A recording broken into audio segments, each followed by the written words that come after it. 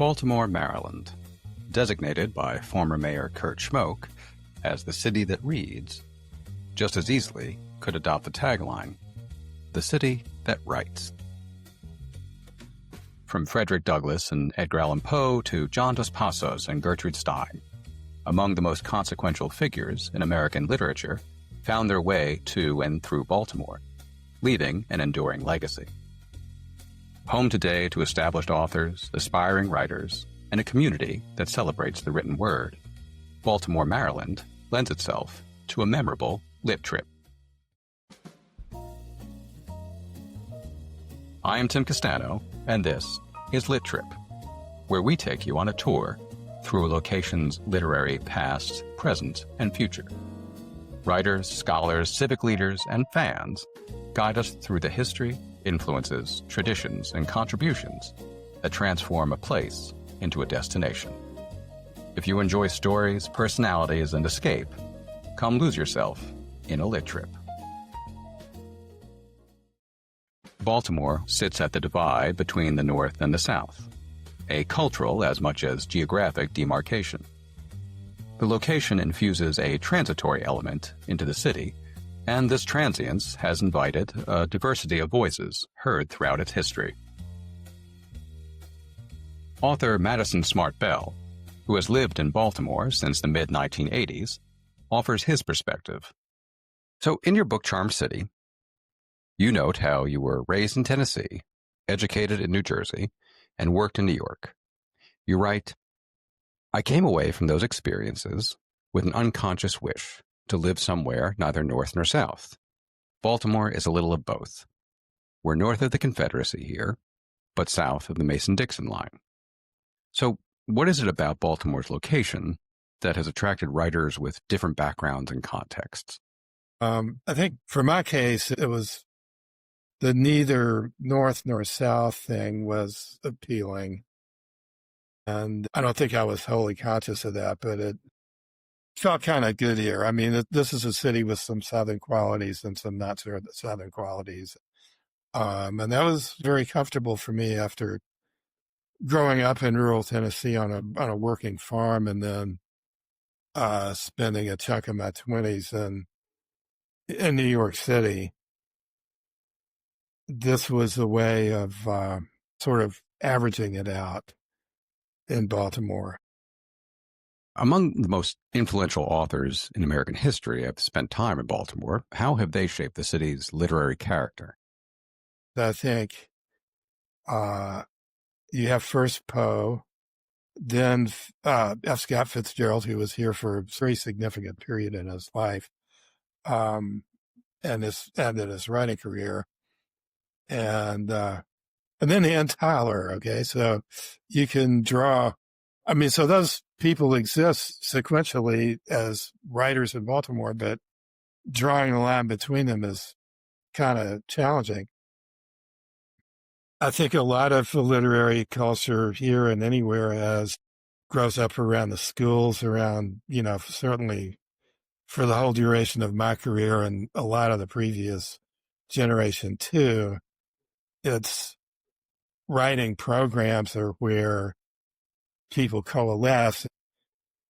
To Hopkins writing seminars, when John Barth was the main teacher in the MFA program, there was the kind of school of John Barth there that by the time I got there was beginning to dissipate because he was teaching less.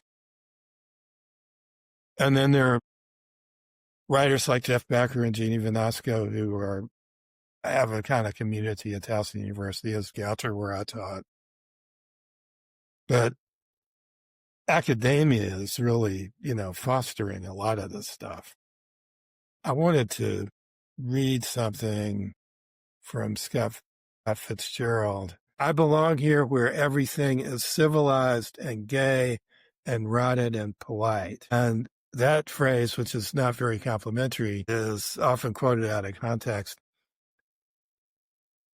The longer passage is, Baltimore is warm but pleasant. I love it more than I thought. It is so rich with memories. It is nice to look up the street and see the statue of my great uncle, and that's Francis Scott Key, Fitzgerald was fudging the relationship a little bit there. They were not quite so closely related. And to know that Poe is buried here and that many ancestors of mine have walked in the old town by the bay. I belong here where everything is civilized and gay and rotted and polite. And I wouldn't mind a bit if in a few years Zelda and I could snuggle up together under a stone in some graveyard here.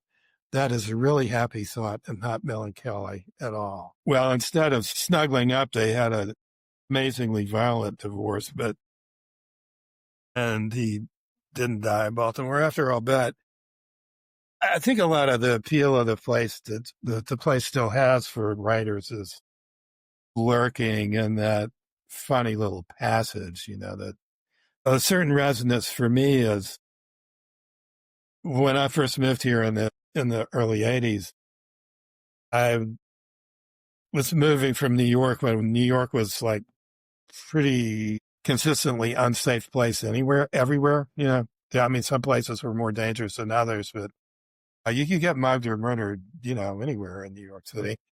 And so I was always at this kind of high alert level, whenever I went out of my house. And like Baltimore was just like totally not like that. And it was a place where I could let my guard down. That was really quite pleasant. And also in Baltimore, for the first time, I was able to have a room to write in. So those were two very cool things. If visitors wish to explore literary Baltimore, say, where would you recommend they go? I think out of Ann Tyler's work, you could probably put together a Ulysses-type tour. I mean, that's an industry in Dublin. And Ann is the person I can think of who has really, really used the Baltimore setting. I don't want to say exhaustive because I don't think she's exhausted it. Somebody else could come along and do the same thing. Or use the setting in the way that she does. But certainly her novels turn around this very strong knowledge of different neighborhoods and different communities here and there, and the sort of curious checkerboard quality of Baltimore neighborhoods that interests everybody who comes here and puzzles people too. The city has undergone alterations over the decades, some economic, sociological, artistic, yet Baltimore seems to have retained an authenticity. Do you think this authenticity is part of what makes the city so appealing to artists? I mean, the culture here was created by a lot of different immigrant communities, Black people from the South. I mean, we kind of like to, except when we're talking about Harriet Tubman, we kind of like to not mention the fact that Maryland was a slave state. And the only reason it didn't join the Confederacy is because Lincoln kidnapped the legislature, which he pretty much had to do. But yes, there are a lot of the Black community here has been here since before the Civil War, and then I think probably more came in the Great Migration. You have the Eastern European immigration and the Hollandtown and places like that. There's a big Hispanic community, which I think is healthy.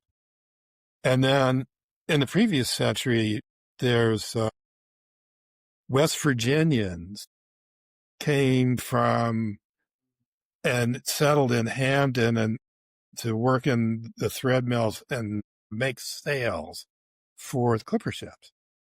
And this was the 19th century. And that created the Hamden neighborhood, which was held up for a long time. It's like the blue collar urban white neighborhood. Anywhere it's now being gentrified. Hamden edges up on the Hopkins campus, and I lived for a while on the edge of Hamden, technically in Remington, in a little row house like that. And so I would go all over Hamden and drink at all those nice little bars and that kind of stuff. And that was before the sort of Hun commodification of the whole deal, before the avenue became serious self-conscious tourist attraction, which isn't all bad. And so that to me is a very interesting community. And they were drivers of Baltimore as an international city because the clipper ships were what made Baltimore an international city, what they just changed the nature of trade.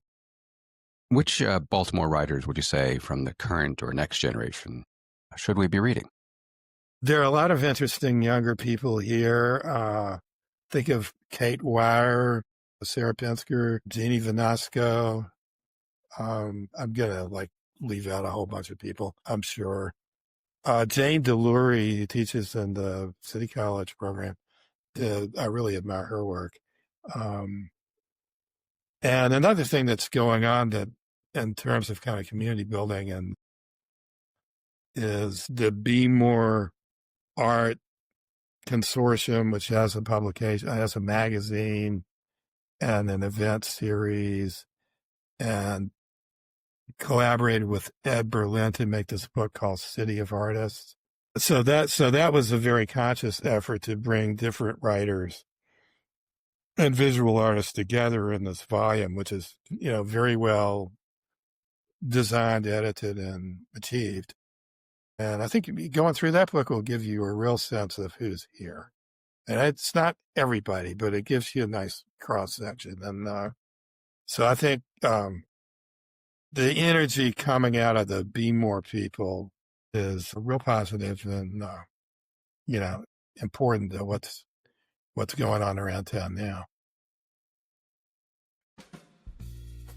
Baltimore contains no shortage of tours or sites linked to among the country's most celebrated writers. One can walk neighborhoods like historic Mount Vernon and discover buildings occupied or frequented by the likes of Upton Sinclair, Emily Post, John Murphy, John Dos Passos, and Tupac Shakur. The area's Belvedere Hotel, converted to condominiums, once hosted luminaries like Henry James and the aforementioned F. Scott Fitzgerald, who took up residence on Park Avenue and in the Cambridge Arms apartments. You also can pay a visit to a museum that honors one of the city's and the nation's most celebrated journalists, H.L. Mencken. We spoke with Shauntee Daniels, Executive Director of the Baltimore National Heritage Area, who oversees the Mencken House on Holland Street. How would you describe H.L. Mencken today to an audience less familiar with his work? I am the Executive Director of the Baltimore National Heritage Area, which our primary focus is to promote, engage, and sustain the historic and cultural legacy in Baltimore as a whole. Our offices are located in the H.L. Mencken Museum, which was formerly his home, which he lived in from I think it was 1883 to 1956 when he died. So as the stewards of the house, it has been a challenge to work there, knowing that this man had very strong opinions about race, class, women in general. And when I say race, as a Black woman, it was a little challenging when we decided that we were going to move there. However, after you read him, get to know him, you find that a lot of things he said as a reporter for the Baltimore Sun were right on spot. It was like he was actually the Nostradamus of the 19th century, because he had a vision on individuals. I won't call it a vision, but an instinct on the nature of human behavior, politics, government, social injustice. He had a vision into the future as to what was going to become of us as a society, as a country, democracy that is coming to fruition right now. So I think people are going to start checking in on H.L. Mencken. He is going to become a more prolific person in the 21st century than he was ever in the latter part of the 20th.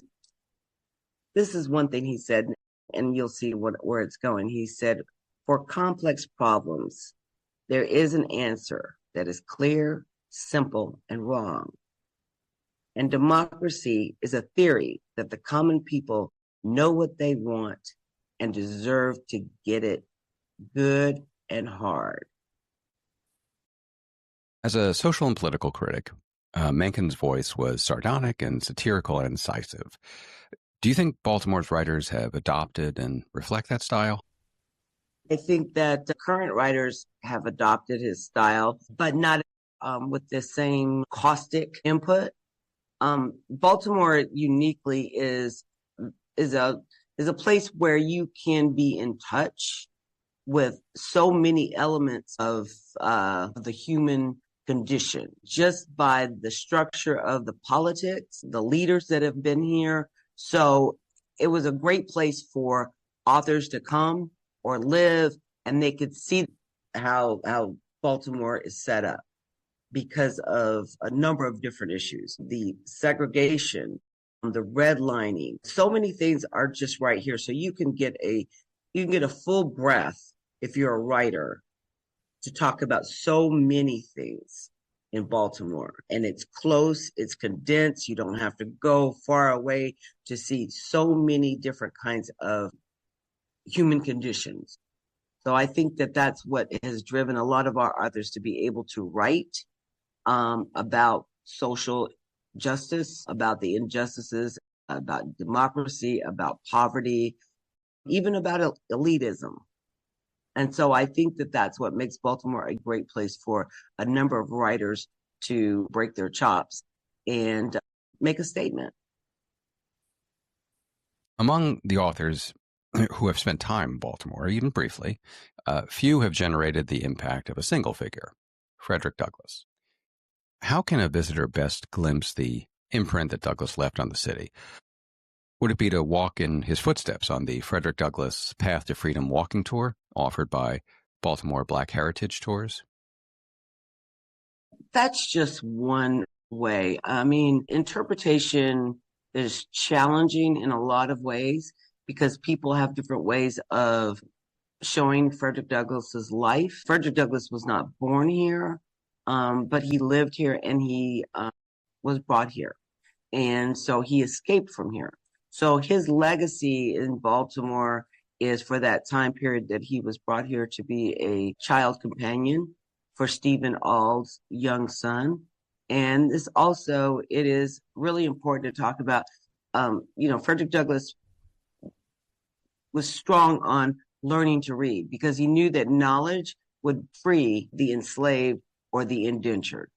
Education was it. So that is one of the things that you learn about Frederick Douglass is that his entire legacy is about education, bringing oneself up. People are responsible for other people and that we have to bring each other up. One of his quotes that I have been very fond of, which is what comes out of the tour, is that he comes back here as an adult and he looks around and he goes to the places that he remembers as a child. He bought a set of 3 row houses. And he says, now I own property where I once was property. That statement in itself tells you what Frederick Douglass's intention was.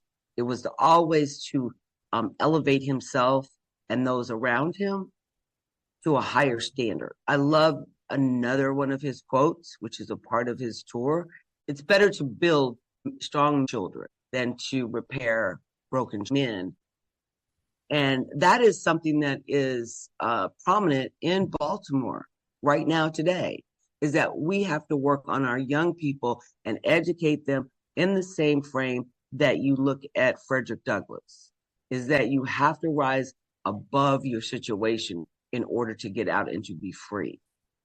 So those are the things that I think that you will find when you do the walking tour. I want to bring another person that predates Frederick Douglass. Frances Ellen Watkins Harper. She was born in Baltimore.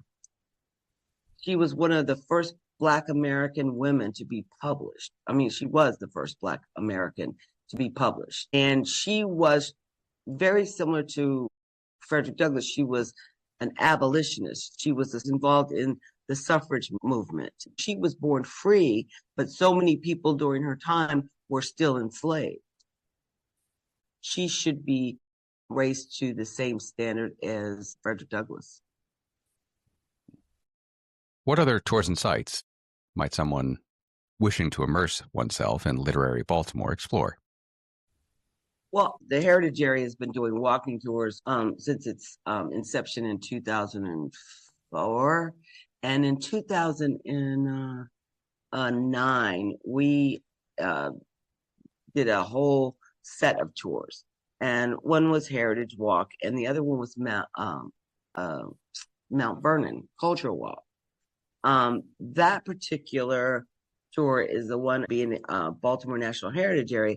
That's one of the tours that will give you a full breadth of the authors that are here. Upton St. Clair, Gertrude Stein, Tupac Shakur. We don't have a location for our dear friend Ta-Nehisi Coates or Laura Lippman, but the tour that we do is we have John Murphy, who was the founder, publisher, and editor of the Afro newspaper, which was a prolific newspaper of the time that spoke to Black people and the conditions of Black people and social injustice or social commentary.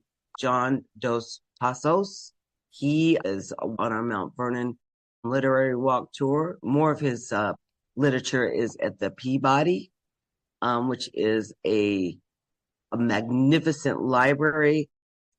Emily Post is also on that tour. So there is a long list of authors that wrote in Baltimore, are from Baltimore.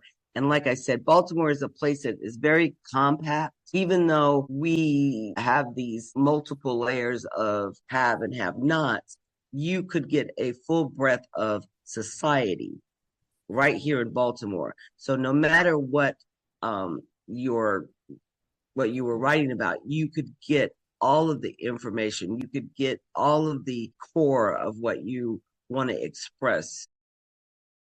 Beyond history, Baltimore has fostered a vibrant creative community in the present day. Do you see the city's current authors benefiting from and thereby honoring the legacies of their predecessors? Absolutely.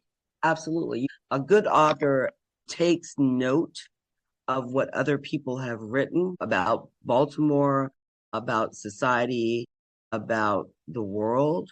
I'll use one who writes fiction, and that's Laura Lippman. A lot of her best work is based upon just being here in Baltimore and absorbing the space. We have to pay attention to our writers, whether they're from Baltimore or any other place on the earth. They're always teasing out the human condition and society's problems. And 30, 40, 100 years later, we will read that again. So it is important that we have great writers. Baltimore will produce some phenomenal authors because, like I said, this place gives you so much fodder to tease out and put on pages, whether it's nonfiction or fiction. And so it's important to study these people that lived here. What were they writing about? What were they seeing? And how do we look at that today? Come to Baltimore and walk in the footsteps, visit the places. Maybe they will be inspired to write their own vision. While preserving its history, Baltimore also nurtures the next generation of writers who travel to the city to improve their craft. Baltimore boasts several notable creative writing programs, with the University of Baltimore, the Maryland Institute College of Art, the Johns Hopkins Writing Seminars, and Goucher College, among others. Author Marion Winik, who also writes a monthly column for Baltimore Fishbowl, has taught in the University of Baltimore's creative writing program since 2007. What would you say draws so many aspiring writers to Baltimore? I'm pretty sure it's the educational infrastructure that we have here. There's so many colleges and universities, and many of them have creative writing programs, both undergrad and grad. Practically, I mean, I came here because originally to teach at MICA in 2000, and in 2007, I moved over to the University of Baltimore, and I've been teaching there ever since. I moved here in 2009 because I had been commuting from Pennsylvania. And most everyone I teach with at the University of Baltimore came out of the Hopkins writing seminars, which is a big draw and gets a lot of people here. But there's Goucher and us and others. So that's probably what gets people here. And then, they find out what a lovely city it is, and they stay. What does the city give a writer, both one starting out and to an established author like yourself, by way of, say, support and inspiration? Well, the reason that I ended up being so settled here quickly and happy here really comes down to an event in a literary reading series. And there's a really wide, great number of reading series here in the city. But this was back when there was one in Hamden called the 510. And it was at an art gallery, Consulis Art Gallery. And it was almost everyone I'm friends with now, I met at this 510 reading series in the late, I guess in 2009 or 10 or something.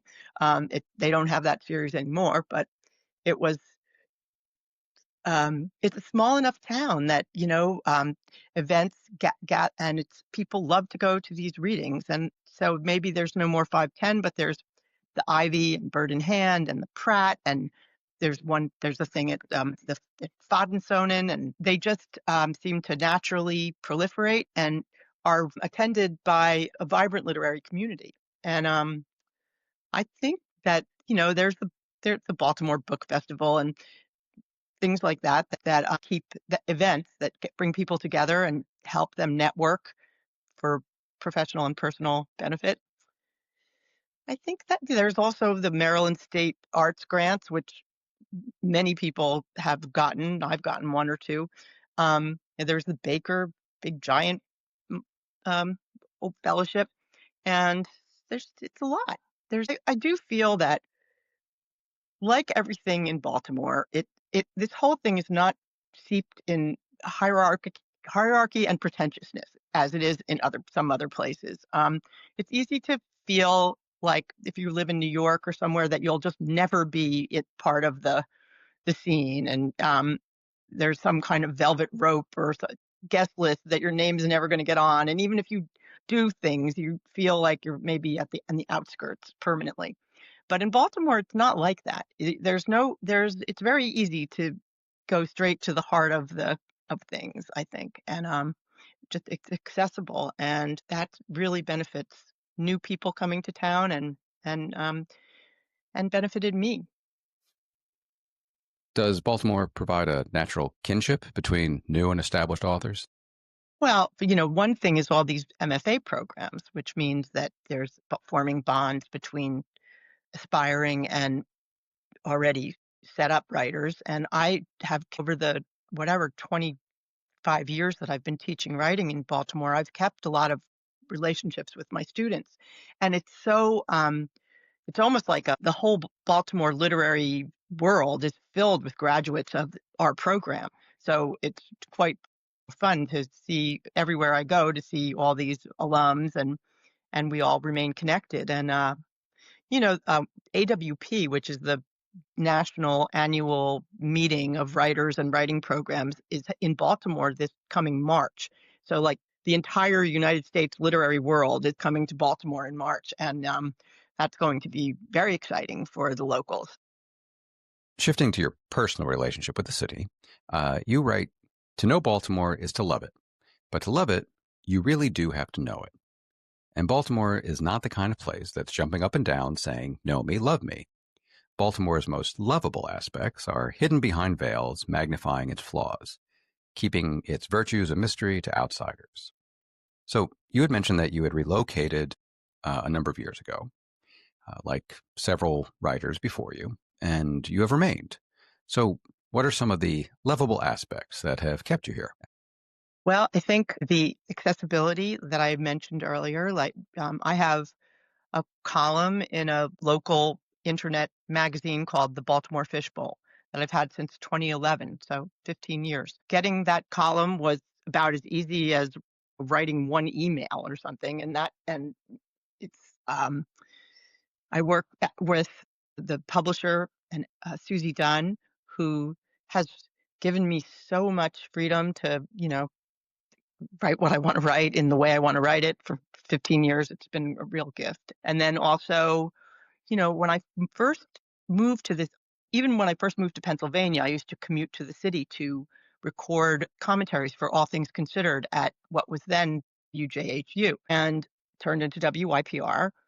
And they gradually stopped having these kind of commentaries on All Things Considered. So I no longer did that, but I pitched a book. I started turning to book reviewing more and more in the early 2000s. And I pitched a weekly book review podcast to WYPR. It's a broadcast and a podcast. And so I've had that since 2017, and it's called The Weekly Reader. I frequently do in-conversation events at the bookstores. Now that I have such a national profile as a book reviewer, I asked to do conversations with a lot of, big deal writers. So yeah, it's been really fun to have the resources of this city so available to me as I extend my literary citizenship, because most of these things I do are low paid or no paid. It's all a big labor of love. How has living in the city all these years influenced your own writing? Yeah, I haven't written that much about Baltimore per se, though I have that book, The Baltimore Book of the Dead, which is a collection of portraits of people they're not all from Baltimore. It's because I wrote it in Baltimore, but it does have characters. It's from Baltimore, but that's my most Baltimore-y work so far, probably. But I was thinking just yesterday how I bet I will want to write things about Baltimore after I leave, because I think sometimes when you just have to be, I've never felt like a Baltimorean. I mean, I think it's a very special thing to be a Baltimorean, and where did you go to high school, and the people you can't really become one. You either are born, you're one, or you moved here. And that's me. And I'm definitely a New Jerseyite. I left there when I was 17, but I would never not consider myself to be from New Jersey. And but I feel like after I leave, I'm going to be filled with all kinds of thoughts about this place. The celebration of books is very much woven into the fabric of Baltimore's calendar, especially through festivals. The city hosts the Baltimore Book Festival in the fall, while the spring welcomes the City Lit Festival. One cannot overlook another annual celebration of perhaps Baltimore's most popular writer, the Edgar Allan Poe Festival and Awards in October. We spoke with Enrica Jang, Executive Director of Poe Baltimore and the Edgar Allan Poe House and Museum. What does an attendee at the Poe Festival experience?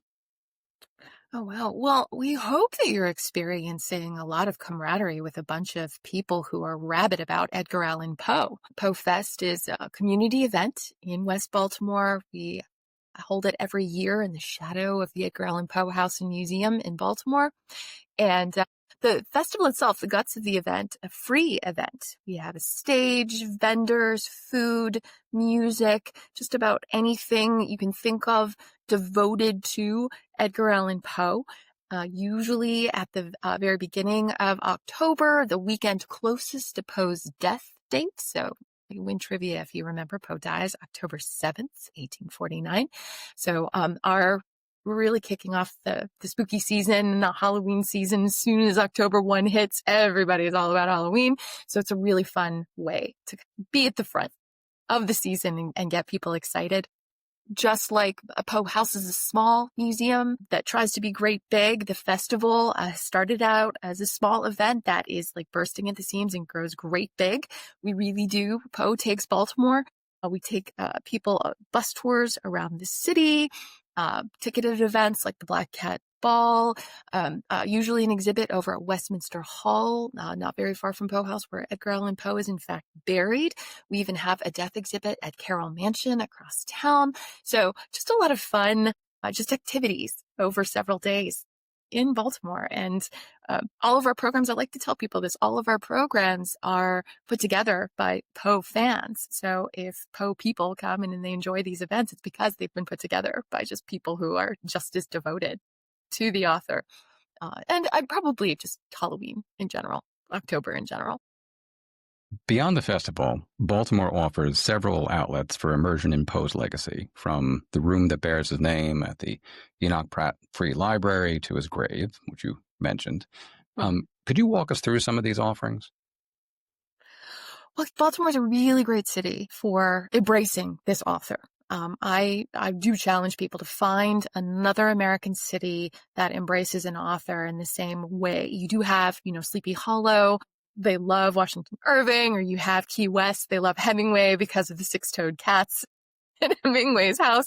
So you do see that, but I think that Baltimore really has shown that devotion to Poe. So the very fact that our, professional football team, our team, the only team in the NFL named for a poem, that's in itself, like on its face, just evidence of how much the city loves Poe. You see murals, you see all these different locations, and Poe did live in a number of different places in the city. So just like there are pieces of Poe all over the country, in a way, there are, echoes and whispers of Poe, his last days, his final footsteps, different places. A lot of controversy around his death, the fact that his death is still a mystery.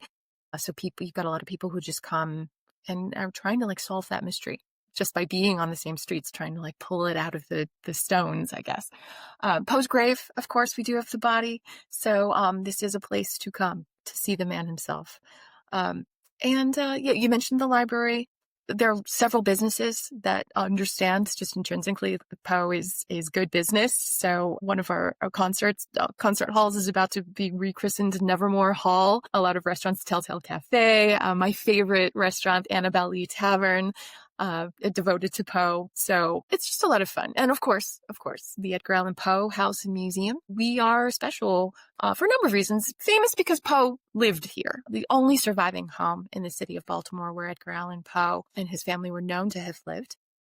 But also, this is the home where Poe makes his chosen family. He's raised by a foster family, the Allan family in Richmond, Virginia. That's how we get the name Edgar Allan Poe.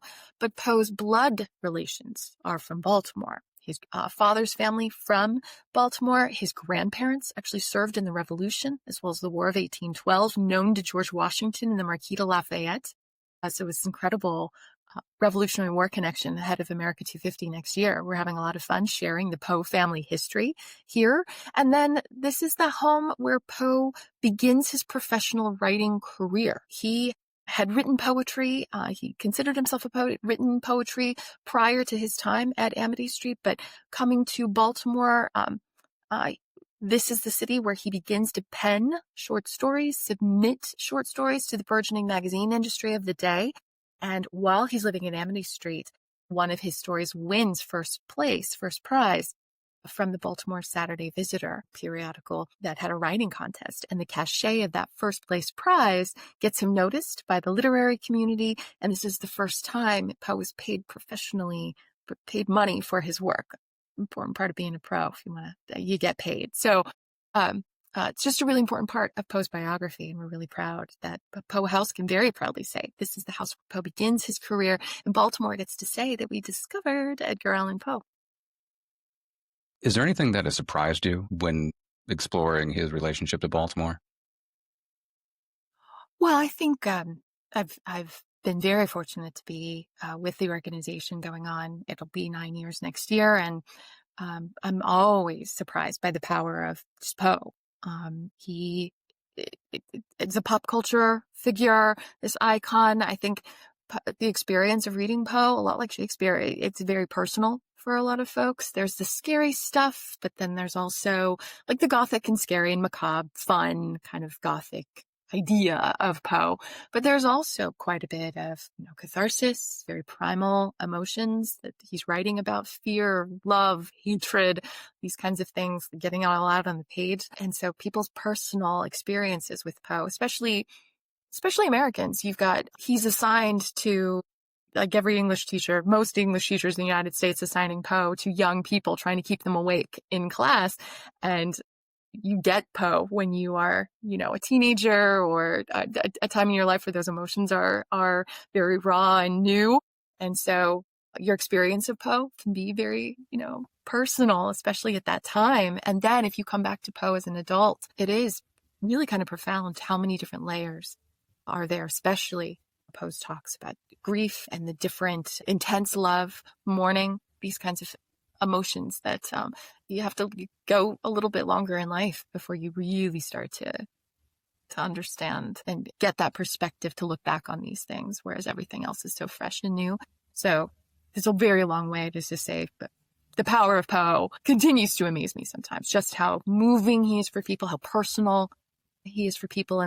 And it's part of a lot of childhoods and teens and coming up and those kinds of experiences. Baltimore, though, I love just how much you see vestiges of him all over the city as a city icon, in a way. As I don't want to say patron saint, because he's almost liked for opposite of saintly things. That's kind of the cool part of it. There's a grittiness to the city, and a kind of scrappiness to it. And I think that it's one of the reasons why the city really embraces Poe as a figure in a lot of ways too. So I love that. As a recovering English major myself, it's always fun to be close to those things. And then it's great to live in a city that embraces this author. What else would you like a visitor to know about Poe in Baltimore?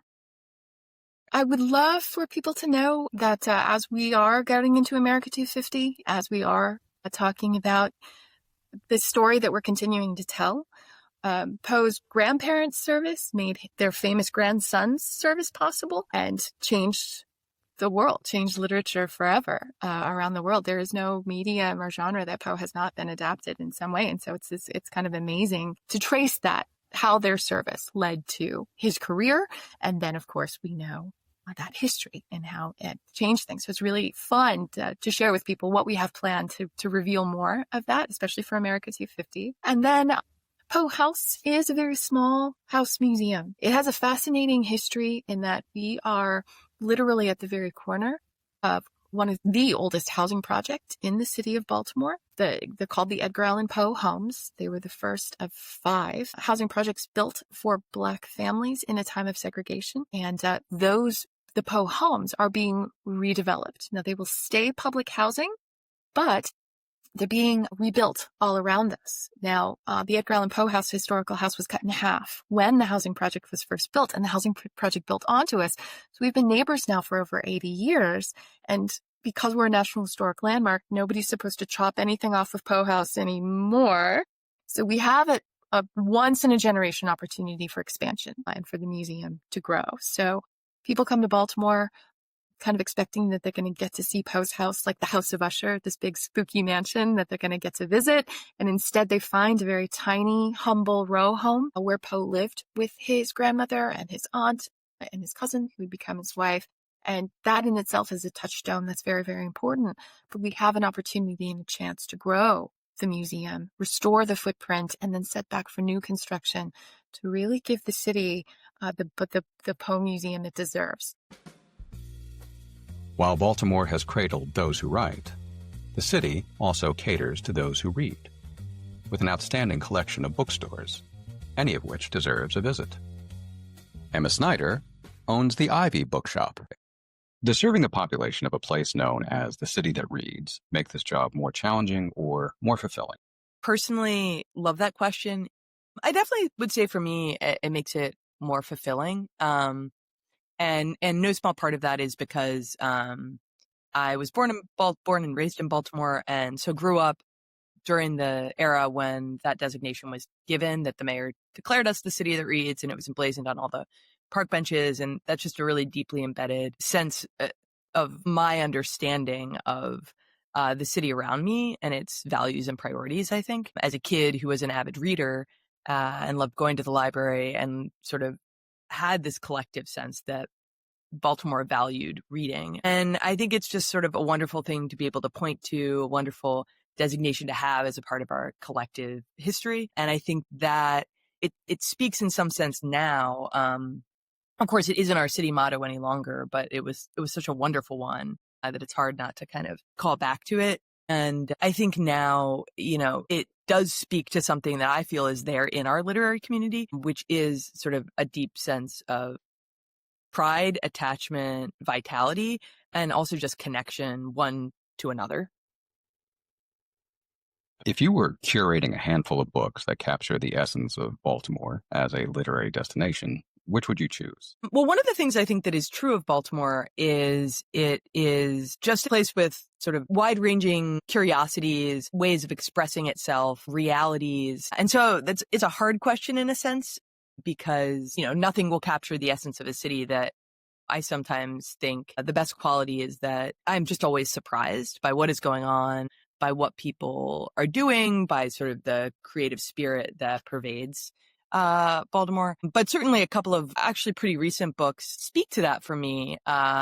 One is a recent essay collection by a guy named Lawrence Burney, who is a journalist who grew up here, became very involved, especially in sort of the music world in Baltimore, and started writing for various local papers, and now writes or is connected to the Baltimore Banner. And he's just a really wonderful cultural critic with sort of a wonderful voice and an incredible kind of curiosity about the artistic process, but also as sort of a personal process. And so I think that essay collection, which came out this summer, just really, for me, helps kind of set the stage and scene for both Baltimore as this kind of very particular place, but also Baltimore as a city that is connected to this much larger, incredibly vibrant, vital world of creativity and ideas. A couple of other books that are very different that come to mind are a novel that just came out 2 weeks ago by a guy named Matt Norman that's a holiday rom-com. But one of the things I realized as we were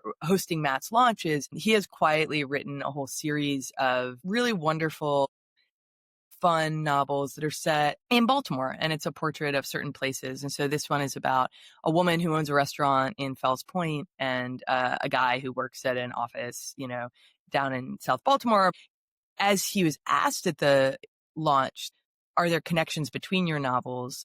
I realized, and he said, yeah, they're sort of characters who weave throughout. And so if you start reading his books, you'll actually see these little Easter eggs. And so I think he has quietly actually been creating this whole universe of novels that paint a portrait of a particular version of Baltimore. There's a book that came out a couple of years ago now that I can't resist suggesting, that's by Susan Mwadi Daraj, called Behind You is the Sea, that's also interconnected set of short stories about the Palestinian American community in Baltimore. And I think that, yet again, sort of just goes into a very particular community, the immigrant experience. And one of the things I loved about it that interconnected sets of short stories allow you to do is, again, it in concise form kind of allows you these windows into a host of different corners of the city, and you get vantages on different pieces of what it means to live in Baltimore. And then the final book I think I would give a shout out to that also came out very recently and I just love is a biography of Claire McCardle by the wonderful writer Elizabeth Evans Dickinson. This one's the one that seems least Baltimore, kind of on its surface, though Claire McCardle, who is this kind of seminal mid-century designer, a fashion designer, did grow up in Frederick, and has connections to Baltimore. But Elizabeth is a really wonderful former journalist and nonfiction writer who did a deep dive into the life of this lesser known, incredibly creative, incredibly influential female designer of the mid-century who sort of changed the way that we dress and sort of affected us in this deep way.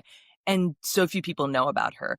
And the reason that I bring it up is I think it exemplifies what I think is just sort of fundamentally true about Baltimore, which is it's just a place of sort of authentic energy and curiosity. And I feel like that exemplifies the spirit of this place. And it's the spirit that's shot through the book. And I think Baltimore is a city that like is itself. And I think it is not therefore accidental that Elizabeth is this wonderful writer living in Baltimore. How would you like a visitor to experience the Ivy? At an event or quietly happening upon the store and wandering the aisles? I would love a visitor to experience the Ivy in a host of ways. And I guess, so as a little context, the Ivy is we converted a old 19th century building into an old 19th century house into this active bookstore that I describe often as a social space anchored by books. And then it sits on a 3-acre garden that's quite beautiful. And at this point has multiple art installations out in the gardens, as well as beehives out back and berry patches that are being tended by a wonderful local novelist. So there's a lot to experience on the property itself. And I think that my ideal way maybe of coming to the Ivy would be to walk in the doors. And as people often are, you walk into what was an old mill house, but the previous owners of it was a meditation community church. And so they built out a sanctuary on the back of the first level. And so you walk into what feels like a little old house, and then you sort of step through and it opens up and there's kind of a peaked roof and it has this big open airy feel. And you walk into the space and to kind of very quietly browse on your own and just soak in the sense of airy, calm, populated by all these wonderful books that is there, and have the experience in the store, and then walk outside on the way, maybe to your car in the parking lot out back, and walk past an event happening. So our events happen primarily on a big covered patio out back under that sanctuary space. And so often I'll see that happening in the evening. Someone will have come in to get a particular book or to have browsed and then walk back and notice what's going on and stop and listen to some poetry for a little while. And then look out and notice that there's like some delightfully cute bit of wildlife like hopping by. And so then maybe pursue an adorable rabbit like into the gardens and wander around and find yourself at like the concrete poetry installation where you can interact with these letters and create poetry in the gardens, or just sort of sit and read a little bit at a picnic table. And I think that is sort of my ideal way for anybody to interact with the store. Do you have a preference between hosting an established writer who brings gravitas or hosting a brand new author and helping introduce that person to the world? Brand new author, pretty much every time. Not that I don't love hosting authors with gravitas, which we do and which I absolutely adore. And I will say there's something totally intoxicating about any time we can gather groups of 100, 200, occasionally 1,000 people for a book event, and just seeing the energy and vitality, but just the spirit in the space that among things, especially in a moment in history that feels so fractured, where it can be so easy to feel alone, and it can be so easy, I mean, for so many political reasons, but also with the rise of AI, to wonder about kind of how are we holding fast to what it means to be human?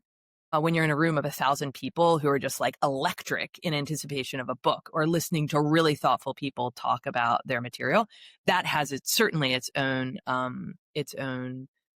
incredible appeal. And this is a thing I think that indie bookstores are so well positioned to do, and is really kind of at the heart of why it matters that we exist, which is we get to read so much. And when we fall in love with a new book, a debut writer, someone who has not yet been introduced to the audience for whom their book would mean something significant and real, that we can host that person and that we can try and advocate on their behalf, that we can put it into people's hands, and that we can see those people connect with that work. It just feels like a really useful thing to do in the world and a really meaningful thing to do.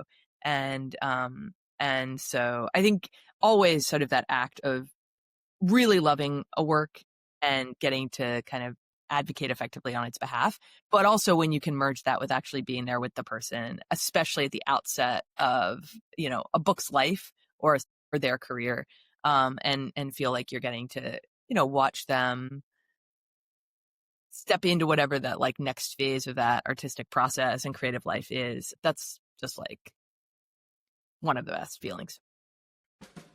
Of the titles on the shelves of the Ivy and its peers, you likely will find the works of D. Watkins, the modern writer who might best capture the breadth and nuance of the place he calls home. So many writers have called Baltimore home over the decades. As an author identified so closely with the city, do you feel a connection to your predecessors? If so, any in particular?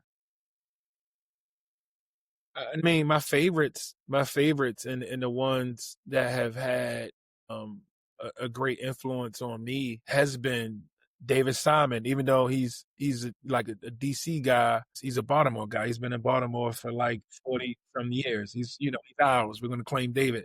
So David for sure. Ta-Nehisi and Will Hilton is a journalist. Will Hilton's a brilliant journalist.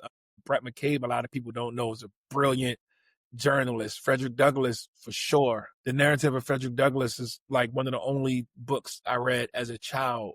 So it definitely spoke to me. I consume so much information, and I'm inspired by everything from art to visual art to music to sound to people who sit on a corner and tell stories, which is probably my biggest influence, is just sitting around people on my block and listening to them tell stories. That it's hard for me to say that I pulled from a certain artist, another author, or another writer. Marion Winik has been one of my biggest influences, and she's brilliant. Like, she can, the way her brain works, she can crank out perfect essays. She can crank out a perfect essay, I feel like, in 10 minutes. You know what I'm saying? She can read a novel in 11 minutes. So it's like, I'm inspired by all of that. But again, like, is that the Baltimore in her, or is that the genius in her? And I think I'm more moved by the craft and the work, even though I got so much love for every writer. For anybody who's written anything from here, we not the easiest to come out this city as a writer. So I got so much love for them. The opening chapter of The Cook-Up concludes with the line, "I saw it all." So having grown up in Baltimore and having built your career in the city, how has seeing it all shaped you as a writer and as a person? What's funny about that line is I was wrong. I did not see it all. At the time when I wrote that, I thought I saw it all. I didn't see a fraction of what I will go on to see. I do feel like my career and how I ended up in this position is not traditional and it's not normal.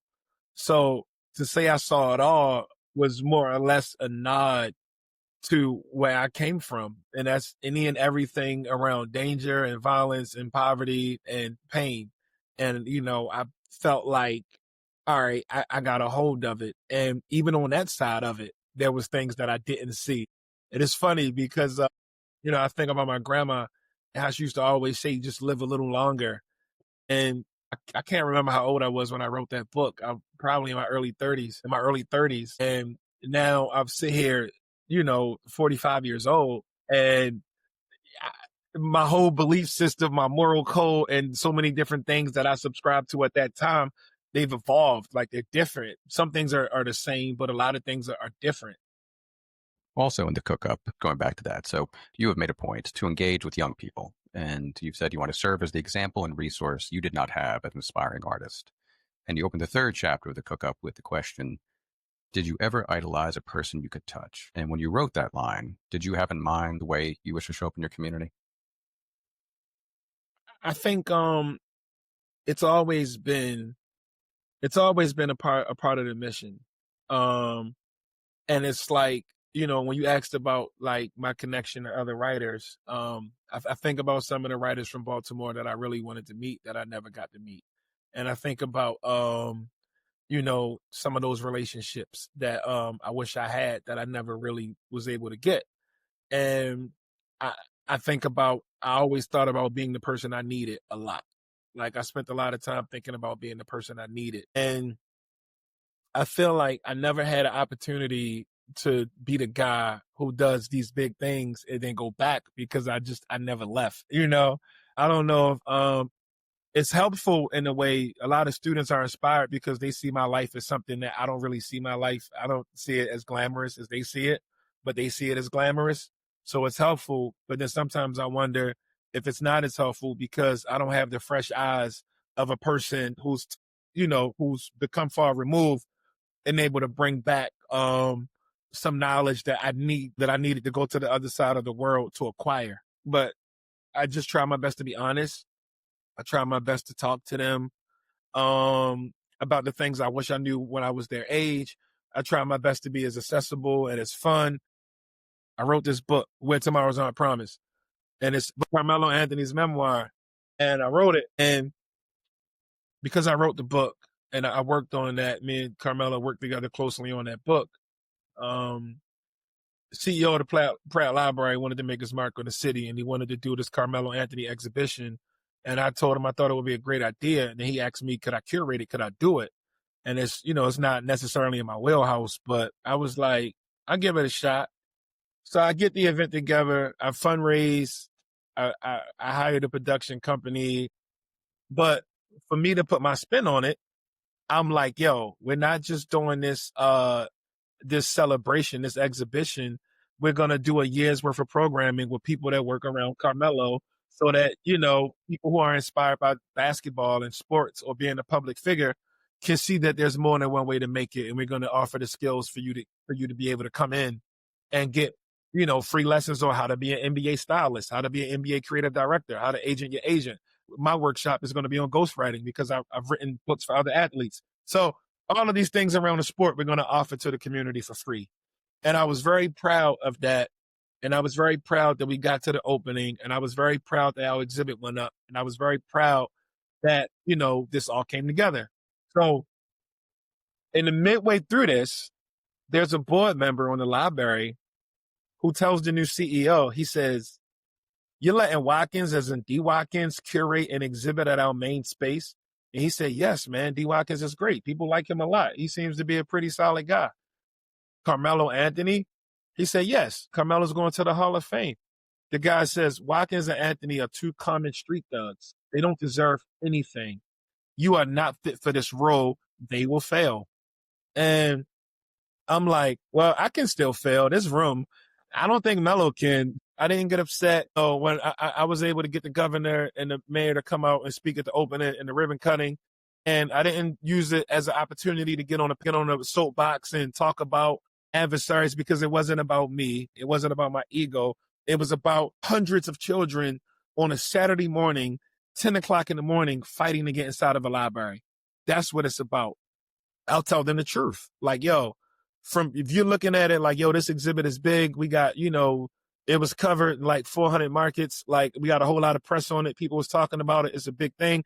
I got a chance to spearhead it. I'm at the top of the food chain on this. It's my vision. It's based on the book that I wrote on him. We bring it to life. It looks great. But the inside is a person this close who makes decisions. And, and here I am. I got some awards and I went to Hopkins and all this stuff. And I had a troubled start, but I turned it around and, I became a good guy. But to him, I'm still a common street thug and it's nothing I can do about it. So do I give him my energy and trying to prove him wrong? Or do I just be the best person I can be and try to help who I can help? And that's like the truth. And that's what I would tell them when I'm in them spaces. A feature cited by artists and observers regarding Baltimore is the city's authenticity. They're drawn by the authenticity. It drives them. It stirs their creativity. Do you think a tension exists between retaining this authenticity, but also moving forward as a community? So one thing that I think, and this is just how I was raised and where I come from, is that you show up as yourself. I'm not the same guy I was when I wrote the Cook-Up. I'm just not. And I don't even have the connections or the relationships, or I'm not on the same blocks, or those blocks don't even exist anymore. So I don't even have it in me to even write that book at this time in my life. But it's my job in trying to empower and uplift the next person who still has proximity to those blocks and those projects to tell that story. And that's authentic to me. Yes, I go back to my neighborhood. I'm in my neighborhood all the time and I'm around and I'm a fixture, but I'm not in there under the same capacity. So they don't look at me as D. Watkins on this block or this corner. They look at me as the college professor and the old head and Unc, the old guy, the dinosaur is what they look at me as. I'm like a house phone to them. And that's how they look at me, so I embrace that. And I don't have to, I don't have to fake, like, I don't have to tell you I was this and that back in the day. I don't have to do that. All I have to do is be like, yo, Shorty, this is what I'm into. If you care, you might not even care. This is what I'm into.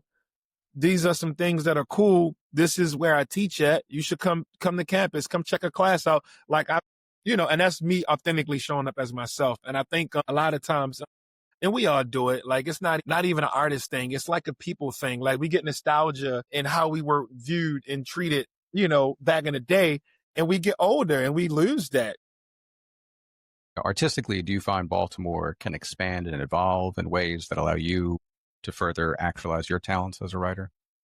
I think it has been. I think there's been times where the go-to person in Baltimore was Ta-Nehisi. There's been times where I was the go-to person in Baltimore. There's been times where Westmore swooped back in after the other Westmore and did 5 days, and he became the perspective that everyone wanted. And I think there's times that all of us were writing about different things at different times in the collective of all of our perspectives, because they're all very different. We all have very different realities, different upbringings, different realities, but we all have different perspectives. So when I started out, I wrote an essay called These Are My Two Baltimores. And everyone kind of took it on as there's two Baltimores. And it wasn't that there's two Baltimores, there are many Baltimores. The title was These Are My Two Baltimores, just for me. Everyone I named, all of these different writers, Marion Winik and Jane DeLaury and, all of these different writers, we all enter the city from a different space, and we have different friend groups, and we get locked into different things. So we all have different Baltimores. Do you think there's an audience out there that just wants Baltimore to stay Baltimore and not evolve? I think so. I think there's a growing, super annoying influencer generation. A lot of times they don't have real connection to the city outside of they understand that Baltimore can get you some clickbait. So they infiltrate the city and they try to promote negativity. They try to promote bad things. They try to build narratives that aligns with their social plan, their social media plan to get engagement. And they figured out what people respond to, and they've mastered ways to get people to talk. So I definitely think they exist. We get upset around conversations and dealing with gentrification and things like that. I think one thing that people on every side of that argument fully understands is that one thing a city is going to do is change. There will be new businesses. There will be new politicians. There will be new people in power. There will be new rules. There will be new changes in culture. It's cities and spaces. They always change. Is there anywhere else you'd rather be? As of this moment, no, but I can say that because I've had great opportunities in other places and I didn't take them. So I can definitely say that I chose home.